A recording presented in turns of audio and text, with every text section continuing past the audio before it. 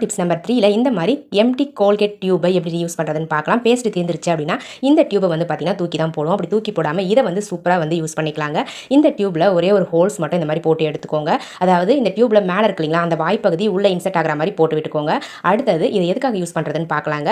நம்ம வீட்டில் சார்ஜர் கேபிள்ஸ்லாம் வந்து பார்த்தீங்கன்னா நம்ம எடுத்து வச்சோம் அப்படின்னா அப்படியே பிரிஞ்சு வந்துடும். ரொம்பவே அன்கம்ஃபர்டபுளாக இருக்கும். இதை வந்து லாக் பண்ணி வைக்கிறதுக்கு இந்த டியூபை அழகாக யூஸ் பண்ணிக்கலாங்க ஃப்ரெண்ட்ஸ். பாருங்கள், இந்த மாதிரி நீங்கள் ஃபோல்ட் பண்ணிவிட்டு அந்த டியூபை வந்து நான் வைக்கிற மாதிரி வச்சுட்டு அழகாக வந்து லாக் பண்ணிக்கலாம். இந்த மாதிரி அந்த ஹோல்ஸ் வழியாக அந்த டியூபுடைய வாய்ப்பகுதியை வெளியே எடுத்துகிட்டு நீங்கள் மூடி போட்டு விட்டுட்டீங்க அப்படின்னா ஓப்பன் ஆகவே ஆகாதுங்க. நீங்கள் எப்படி அந்த கேபிளை வைக்கிறீங்களோ அதே மாதிரி தான் இருக்கும். ரொம்பவே கம்ஃபர்டபுளாக இருக்கும். ரொம்ப நீட்டாக அழகாக இருக்கும். இந்த மாதிரி எத்தனை கேபிள்ஸ் வேணாலும் நீங்கள் அழகாக ஆர்கனைஸ் பண்ணி வச்சுக்கலாம். நம்ம இதை ஓப்பன் பண்ணால் மட்டும் தான் இந்த கேபிள் வந்து பார்த்தீங்கன்னா எடுக்க முடியும். பாருங்கள் எந்த அளவுக்கு கம்ஃபர்டபுளாக இருக்குன்னு சொல்லிட்டு.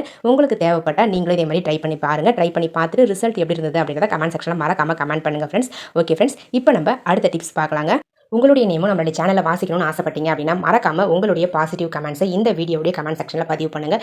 நெக்ஸ்ட் லாங் வீடியோவில் உங்களுடைய நேமும் கண்டிப்பாக வாசிக்கப்படுங்க.